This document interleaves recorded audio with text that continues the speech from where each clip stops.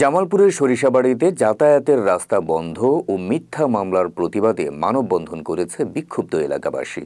৩০ মে বৃহস্পতিবার দুপুরে দিকপাইত সরিষাবাড়ি মহাসড়কের মাদ্রাসা সংলগ্ন স্থানে ঘণ্টাব্যাপী এ মানববন্ধন কর্মসূচি পালন করা হয়।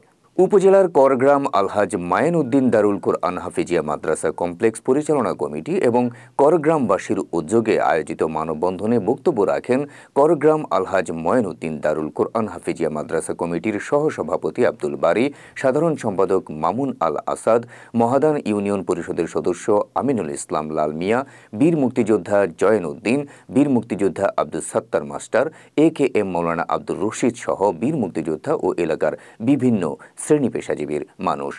এ সময় বক্তারা জানান, করগ্রামের মৃত আব্দুল মজিদ মণ্ডলের ছেলে লাবলু মিয়া মাদ্রাসার যাতায়াতের রাস্তা বন্ধ করে দেওয়ার পর প্রতিবাদ করলে স্থানীয় ইউপি সদস্য সহ অন্যান্য সম্মানিত ব্যক্তিদের বিরুদ্ধে হয়রানি ষড়যন্ত্রমূলক মামলা দায়ের করে লাবলু।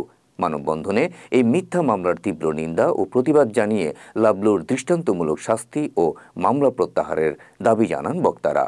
একটা রাস্তার উপর নির্ভরশীল তারা যাতায়াত করে, লাভলো চক্রান্ত করে রাস্তার এক পাশে গর্ত করে আর এক পাশে চালাগার উঠাইয়া রাস্তা বন্ধ করে রাখে। লাভলু মিয়া এই রাস্তাকে প্রতিবন্ধক সৃষ্টি সবসময় এই মাদ্রাসার পিছনে গেছে। এই এলাকার জনগণ এবং অর্থ মাদ্রাসার 450 মতো ছাত্রছাত্রী আছে, অভিভাবকবৃন্দ মাদ্রাসায় আসে, প্রতি বাড়ির প্রতিবন্ধক সৃষ্টি করে এবং অভিভাবকবৃন্দ এবং ছাত্র হইতে অক্ষত হয়ে কালাগালি পারে লাভলু এবং লাভলুর বউ। মাদ্রাসায় যাওয়ার মতো একটি মাত্র রাস্তা, সেই রাস্তাটা মাঝখানে গর্ত খুঁড়ে বাঁশের বেড়া দেয়, বিভিন্ন রকম ভাবে এই রাস্তাটা আটকানোর ব্যবস্থা করে